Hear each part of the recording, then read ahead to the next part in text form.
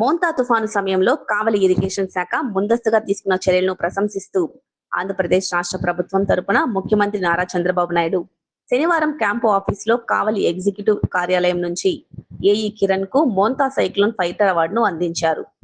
ఈ సందర్భంగా ముఖ్యమంత్రి చేతుల మీదుగా అవార్డు అందుకున్న ఏఈ కిరణ్ మోంతా తుఫాను కారణంగా ఎలాంటి ప్రాణ ఆస్తి నష్టం జరగకుండా ముందస్తు చర్యలు తీసుకోవడంలో సహకరించిన కావలి ఆర్డీఓ ఎం వంశీకృష్ణ, తహసీల్దార్ శ్రావణ్ కుమార్ అందించిన విలువైన సహకారానికి, అలాగే అన్ని శాఖల సమన్వయంతోనే ఈ అవార్డును అందుకోగలిగామని తోటి అధికారులకు ప్రత్యేక ధన్యవాదాలు తెలిపారు.